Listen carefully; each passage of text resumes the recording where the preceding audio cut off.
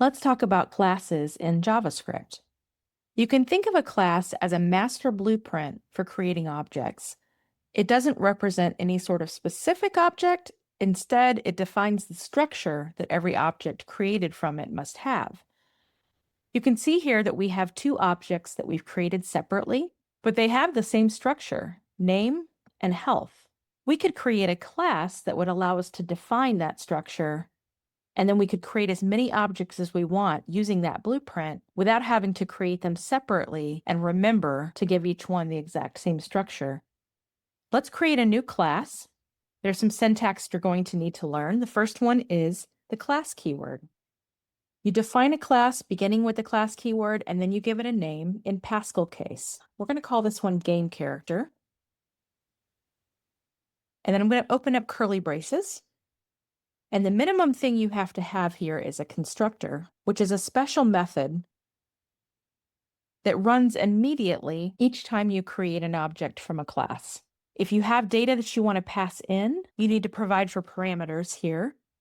So let's provide character name and initial health as the values we're going to pass in when we create a character.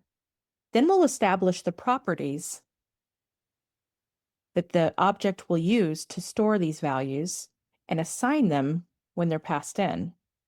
So we'll have name and health as the permanent properties receiving these initial values. Now we need to create instances of this class as separate objects. There's a word that you'll hear used commonly when you're talking about creating objects from classes, and that's instantiation. And it just means to create an instance of a class. So we'll instantiate two new characters with different names and different starting health levels.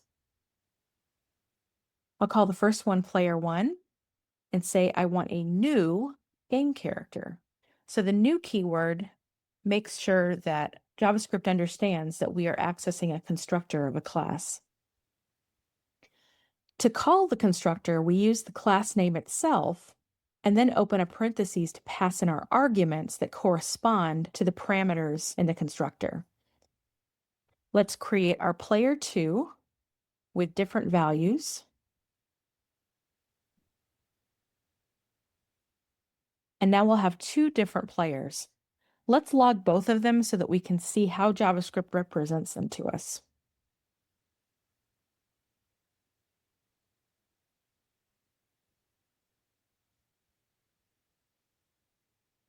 Let's run this.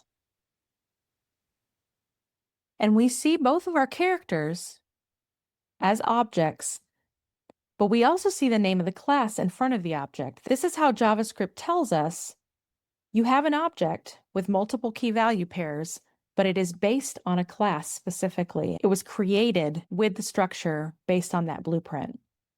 So if we want to access properties in these objects, we do it the same way we do with any JavaScript object. Let's create a sentence here. And we'll say player 1 loaded. Name is player1.name. Starting health is player1.health. And we can repeat this for player 2. Make sure I update all of these references here. Okay, let's run this. And we see player 1 loaded, name is Arthur, starting health is 100. Player 2 loaded, name is Merlin, starting health is 80. And if we wanted to manipulate some of these properties, we can do that as well. Let's reduce the first player's health by 10 and then log combat updates. So I'll go to player 1, access the health property with dot notation, say minus equals, so that I can reassign it to the same property, but we're decreasing it by 10. Now I'll create another statement and say player1.name took damage health dropped to player1.health with a period. And then I could log something different for player 2 and say player 2 remains safely untouched at, and then just list the player 2.health. Let's run that. Arthur took damage, health dropped to 90. Merlin remains safely untouched at 80. So that's all there is to it.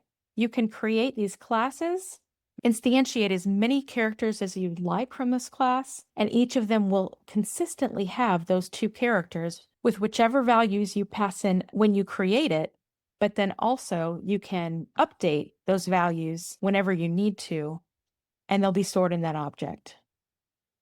There are some additional exercises here for you in the practice file where you can create a class called GameItem, create some unique items with the new keyword, and then here you're going to fix this sequence because there's something not quite right about what's happening here, and you're going to use what you've learned to figure it out and fix it and then verify that it's working properly. That's all I've got. I will see you in the next one.